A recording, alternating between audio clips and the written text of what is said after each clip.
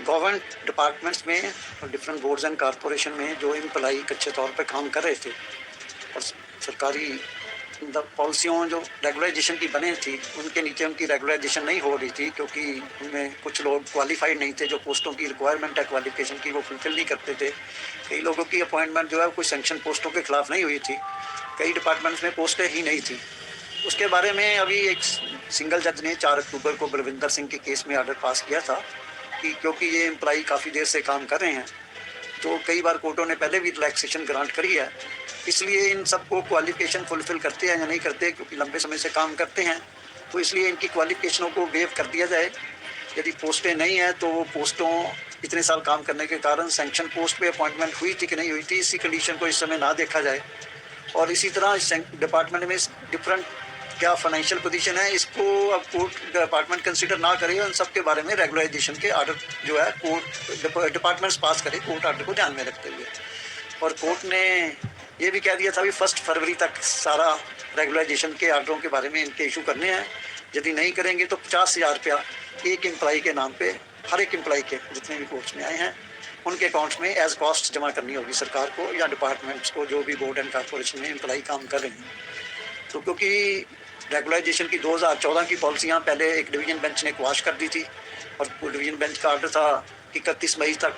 को कि उनको 6 महीने के अंदर पोस्टों को रेगुलर भरा जाए और 6 महीने के बाद कच्चे एम्प्लॉइज़ को लागू जो है कंटिन्यू नहीं करने दिया जाए। सरकार ने उसके खिलाफ सुप्रीम कोर्ट में अपील फाइल करी थी, सुरेश त्यागी के नाम का केस था, तो जिसमें सुप्रीम कोर्ट ने ये कह दिया था कि अभी इनको 6 महीने के बाद जो निकालने की का ऑर्डर है उसके बारे में स्टेटस को इशू कर दिया था कि वो उनको बाहर नहीं निकाला जाएगा, लेकिन रेगुलर रिक्रूटमेंट करने के लिए जो डायरेक्शन है वो गवर्नमेंट उसको फॉलो करेगी और रेगुलर रिक्रूटमेंट्स करेगी, और जिसमें उनको भी अपॉर्चुनिटी दी जाएगी to appear for regular recruitment. लेकिन अभी जो ये फैसला 4 अक्टूबर को सिंगल जज ने किया था उसमें डायरेक्शन थी कि जो पुरानी पॉलिसियाँ थी जो 2003 में, 96 में, 97 में, उस पॉलिसियों के अधीन जो एम्प्लॉइज़ रेगुलर नहीं हो पाए थे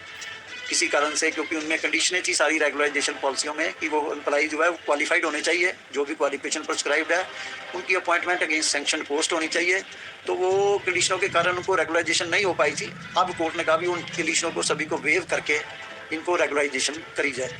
तो क्योंकि इन बिटवीन बहुत से